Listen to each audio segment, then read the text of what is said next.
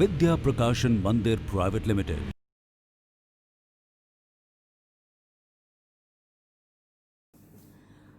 जितने भी पाठ, जितनी भी कहानियां बच्चों आप पढ़ते हो, उनमें से कुछ तो सच्ची घटनाओं पर आधारित होती हैं और कुछ कल्पना पर। चाहे वो सच्ची घटना हो या कल्पना, पर उनसे या तो हमें कुछ ना कुछ सीखने को मिलता है या फिर केवल हमारा मनोरंजन होता है। तो आज मैं चित्रा बंसल, आपकी हिंदी की टीचर, आपकी हिंदी की पुस्तक उल्लास का जो पाठ पढ़ाने जा रही हूँ, वो एक अंग्रेजी का बहुत प्रसिद्ध उपन्यास, एक नॉवल, उस पर आधारित है। जब आप इसको पढ़ेंगे तो बड़ा मजा आएगा आपको, और आप साथ साथ कल्पना करते जाना, इमेजिन करना कि ये जो गुलिवर है वो कैसे टापू पर पहुंचा होगा, कितने कैसे कैसे लोग उसे मिले होंगे, किस तरह का उसका अनुभव रहा होगा। और इस पाठ का मजा तो लेना ही है, साथ में खुद भी कोशिश करनी है कि अपनी कल्पना से कोई अच्छी सी छोटी सी कहानी बनाकर दिखानी है। पाठ का नाम है गुलिवर की विचित्र यात्रा। विचित्र मतलब अनोखी, ऐसी यात्रा जो हमने कभी देखी नहीं है, कभी करी नहीं है, जिसका हमें कोई अनुभव नहीं है। तो आज इस पाठ में हम गुलिवर नामक एक व्यक्ति की ऐसी ही अनोखी विचित्र यात्रा का वर्णन पढ़ेंगे। चलिए पढ़ते हैं, और बोल बोल कर मेरे साथ पढ़ना शुरू कीजिए। मैं गुलिवर एंटीलोप नामक जहाज पर नौकरी करता था। एक बार दक्षिणी सागर से पूर्वी द्वीप समूह की ओर जाते हुए हमारा जहाज समुद्र में एक चट्टान से टकरा गया। समुद्र की लहरों से संघर्ष करते हुए मैं तैरकर एक द्वीप पर पहुंचा, जिसका नाम लिलीपुट था। तो लेखक जो हैं वो खुद गुलिवर के रूप में बोल रहे हैं। यहाँ पर उन्होंने लिखा है कि एक बार गुलिवर एंटीलोप नामक जहाज पर यात्रा कर रहा था और उनका जहाज रास्ते में समुद्र के बीच में एक चट्टान से टकरा गया। अब जहाज जब चट्टान से टकरा गया तो वो दुर्घटनाग्रस्त हो गया, डूब गया। तो किसी तरह से गुलिवर लहरों का सामना करते हुए, संघर्ष करते हुए तैरकर एक द्वीप पर पहुंचे, और उस द्वीप का नाम क्या था? लिलीपुट। मैं बहुत थक चुका था, अतः मैं तुरंत ही समुद्र के किनारे के पास मुलायम घास पर लेट गया, क्योंकि वो बड़ी दूर से तैरता हुआ ऊंची ऊंची लहरों का सामना करते हुए तैरकर उस द्वीप तक पहुंचा था, तो वो थक गया था। वो जाकर द्वीप पर मुलायम घास में लेट गया और उसे नींद आ गई। जब मेरी नींद खुली उस समय दिन का प्रकाश था। मैंने उठने का प्रयास किया, उठने की कोशिश की, किंतु मैं हिल भी न सका, क्योंकि मेरी टांगें और भुजाएं मतलब बाजुएं पतले पतले धागों से बंधी हुई थी। मेरे लंबे और घने बाल भी उसी प्रकार बंधे हुए थे, जिससे मैं अपना सिर भी नहीं घुमा सकता था। तो ये बड़ा अजीब सा किस्सा हुआ गुलिवर के साथ। जब उसकी नींद खुली तो उसने देखा उसका पूरा शरीर पतले पतले धागों से, उसके बाल भी धागों से बंधे हुए थे, जिसकी वजह से ना तो वो उठ पाया और ना ही अपना सिर हिला पाया। मैं आश्चर्य में पड़ा सोच ही रहा था कि अचानक मेरे कानों में एक विचित्र आवाज आई, एक अजीब सी अनोखी आवाज आई। तब मैंने अपने बाएं पैर पर किसी प्राणी के चलने का अनुभव किया। वह मेरे सीने पर होकर मेरी ठोड़ी तक आ गया। अब ये कैसे हो सकता है? कोई प्राणी उसके पैरों से चलता हुआ और चलते चलते उसके सीने से फिर ठोड़ी तक आ गया। ठोड़ी मतलब चिन्ह। जब मैंने उस प्राणी की ओर देखा तब मुझे पता चला कि वह एक नाटे कद का व्यक्ति है। नाटे कद का मतलब बहुत ही छोटे कद का, जिसकी ऊंचाई 6 इंच से अधिक नहीं थी। अपने हाथों में तीर और कमान लिए हुए है। उस व्यक्ति के पीछे उसके जैसे ही सैकड़ों व्यक्ति मेरे शरीर पर चढ़ आए। मैं जोर से चिल्ला उठा, कौन हो तुम? मेरा चिल्लाना था कि वो लोग लुढ़कते पुढ़कते और चीखते चिल्लाते भागे। क्यों? क्योंकि आप देखिए जरा चित्र में कि वो गुलिवर कितना विशाल, कितना बड़ा लग रहा है, और बाकी जो वह उस द्वीप के लोग थे वो उसके सामने बिल्कुल छोटे छोटे से लग रहे हैं, जैसे कीड़े मकोड़े होते हैं ना, ऐसे वो इतने छोटे छोटे से लोग हैं। अब जब गुलिवर ने जोर से चिल्लाया तो उसकी चिल्लाहट से, उसके मुंह से निकलने वाली आवाज और हवा के कारण लोग घबरा गए और तितर बितर हो गए, कुछ इधर उधर गिर गए। कुछ दूरी तक उन्होंने मुझ पर तीरों की वर्षा की। वे तीर मुझे सुइयों की तरह चुभ रहे थे। जो उन लोगों के लिए तीर थे, तीर कमान थे, उनसे निकलने वाले तीर तो गुलिवर के लिए छोटी छोटी सुइयां थी। उससे तो उसे कुछ असर ही नहीं हो रहा था। मैं समझ गया कि चुपचाप लेटे रहने में ही मेरी भलाई है, और पुनः नींद आ गई। तो वो चुपचाप लेटा रहा। उसे कुछ तो अजीब लग रहा था, और वो लोग उसको देखकर क्यों घबरा रहे हैं वो ये भी समझ गया था, क्योंकि वो इतना बड़ा था, इतना बड़ा व्यक्ति उन्होंने कभी देखा नहीं होगा, तो इसीलिए उन्होंने उसे बांध दिया था कि पता नहीं ये हमारा क्या नुकसान करेगा। तो गुलिवर ने सोचा कुछ नहीं करना चाहिए, तो वो फिर से सो गया। मुझे बहुत तेज भूख लगी थी, क्योंकि कई घंटों से मैंने कुछ भी नहीं खाया था। मैंने बार बार अपना हाथ मुंह की ओर ले जाकर उन्हें इशारा किया कि मैं भूखा हूँ। मैं उस समय बहुत प्रसन्न हुआ जब उन्होंने यह प्रकट किया कि वे समझ गए हैं कि मुझे किस वस्तु की आवश्यकता है। मतलब कम से कम गुलिवर इशारे से उन्हें ये समझा सका कि उसे भूख लगी है। बस फिर क्या था, मेरे मुंह के पास सीढ़ी लगा दी गई, और सैकड़ों लोग टोकरियों में खाने का सामान ला लाकर मेरे मुंह में उड़ेलने लगे। ये क्या अजीब सी बात है, क्योंकि वो लोग तो छोटे छोटे से थे। जो उनके हिसाब से बड़ी बड़ी टोकरियां होंगी, वो गुलिवर के लिए तो छोटी सी एक चम्मच के बराबर है। तो वो उसके मुंह में डालते गए, पर उससे तो उसका पेट ही नहीं भर रहा था। उसने खूब खाया, खूब खाया। जब मैंने पानी पीने के लिए इशारा किया, तो उन्होंने कई पीपे मेरे मुंह में उड़ेल दिए।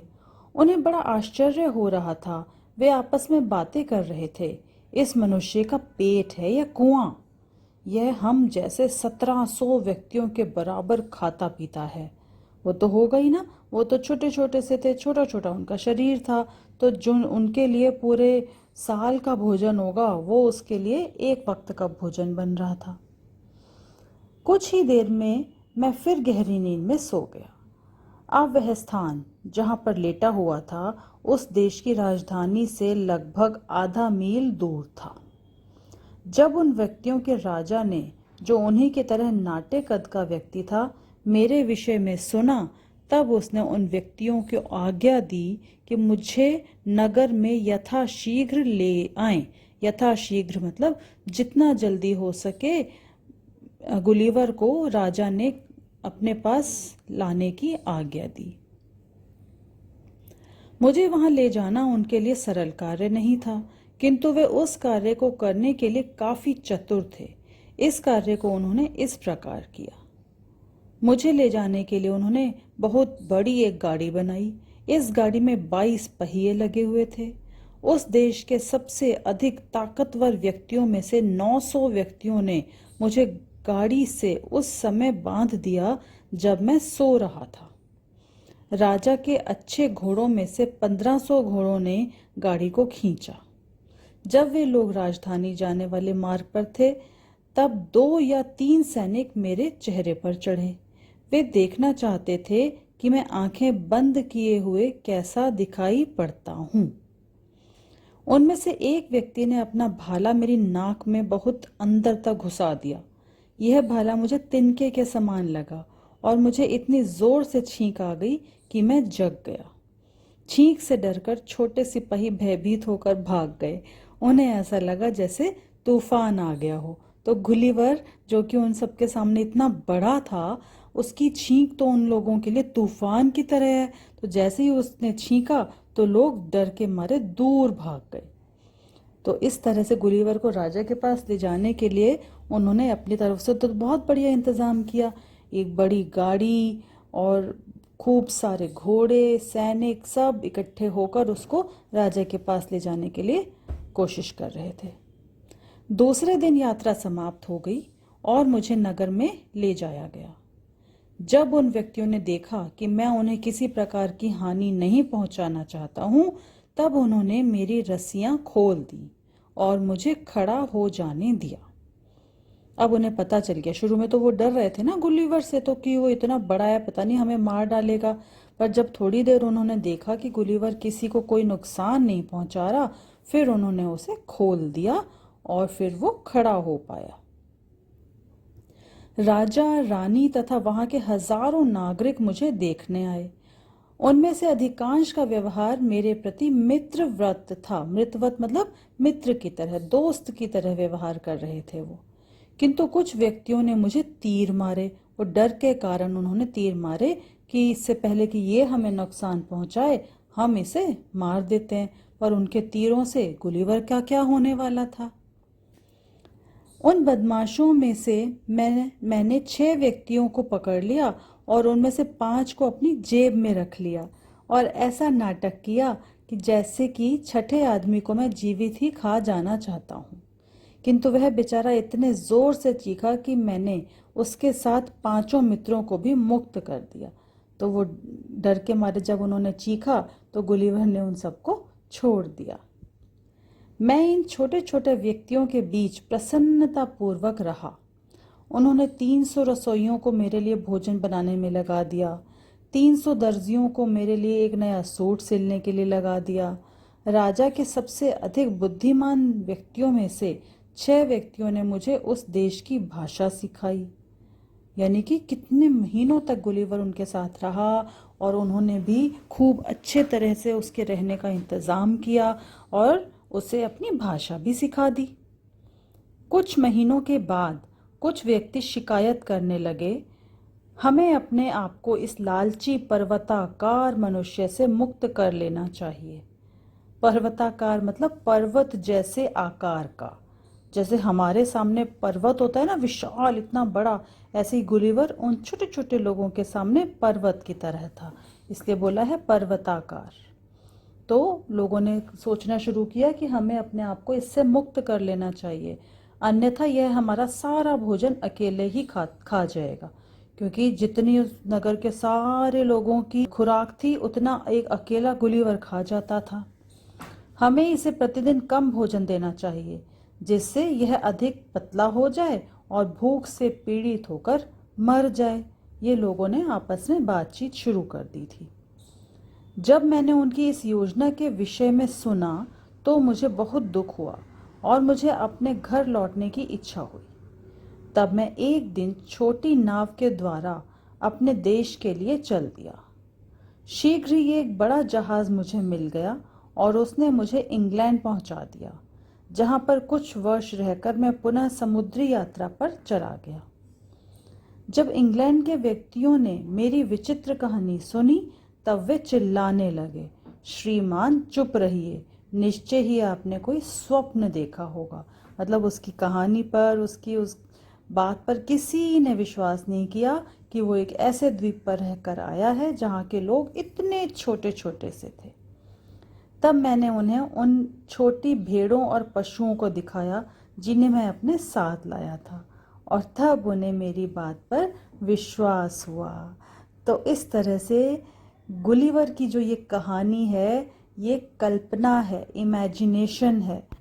इस कहानी से हमारा मनोरंजन भी हुआ और हमने यह भी देखा कि गुलिवर ने किस तरह साहस से उस अनजान द्वीप पर अपनी रक्षा भी करी और सबका दोस्त भी बन गया। तो मजा आया ना बच्चों ये कहानी पढ़ने में।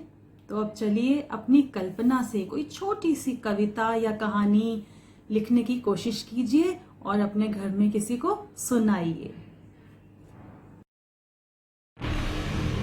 विद्या प्रकाशन मंदिर प्राइवेट लिमिटेड।